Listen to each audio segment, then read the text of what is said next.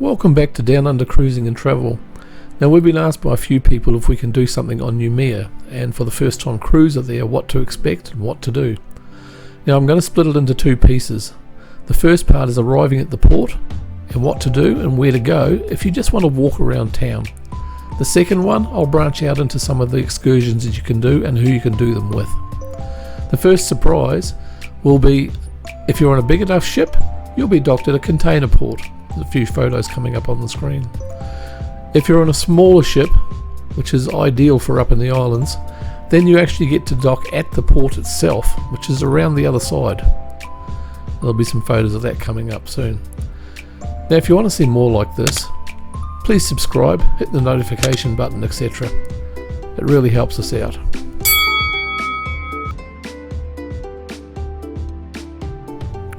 Now, if you happen to be docked at the container port, you'll come off the ship and there'll be a series of buses waiting for you to take you into town to the actual cruise terminal itself.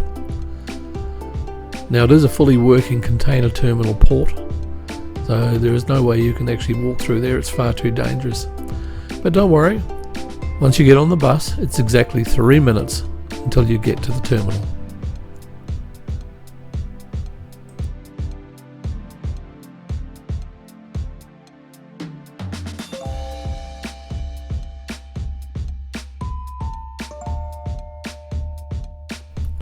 If you're on a smaller ship, then this is the view you'll be greeted with, which personally I think is far nicer. But that building you're seeing down there is your actual port terminal. Some of the locals will greet you.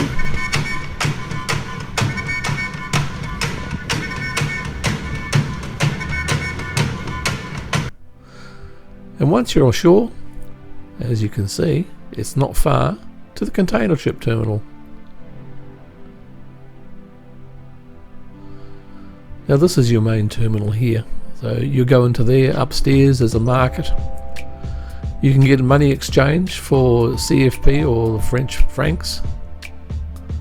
You can spend Australian dollars in some of the tourist shops.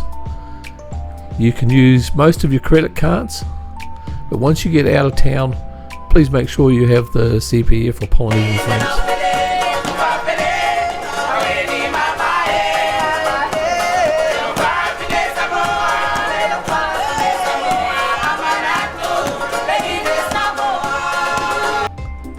Now, unlike some of the markets that you'll find on the other islands, a lot of the property here is actually handmade by the people themselves, and it is really high quality stuff.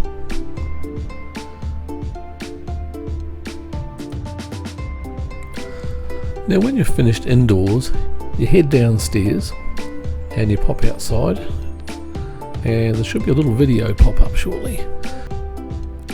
Okay, this is where your central ship terminal is,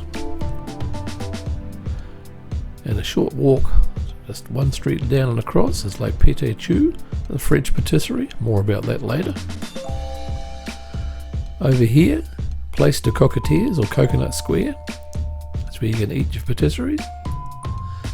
And back over here, that's where you get your tour buses, etc. like that. And there's also a market which is in walking distance, but we'll cover all of that shortly.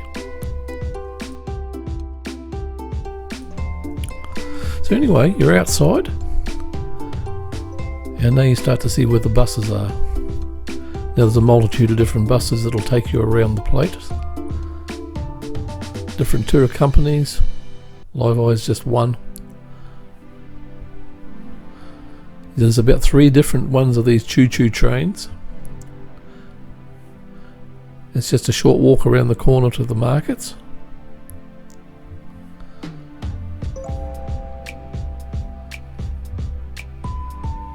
Again, totally different style markets to what you'll get on the likes of Port Vila.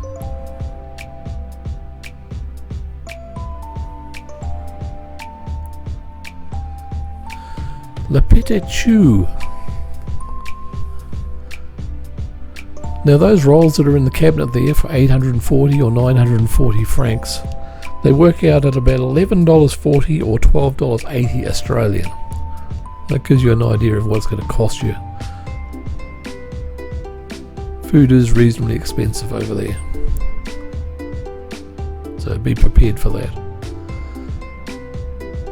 But you sure can't resist the taste.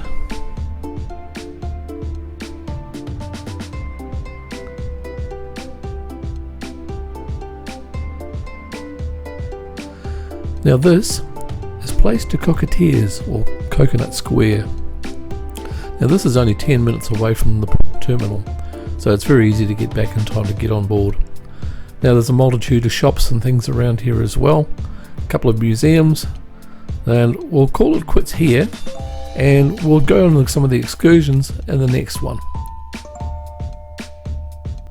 So in part 2, we'll give you an idea of what there is to see and do, ranging from the cheaper end to the more expensive and catering for all ages.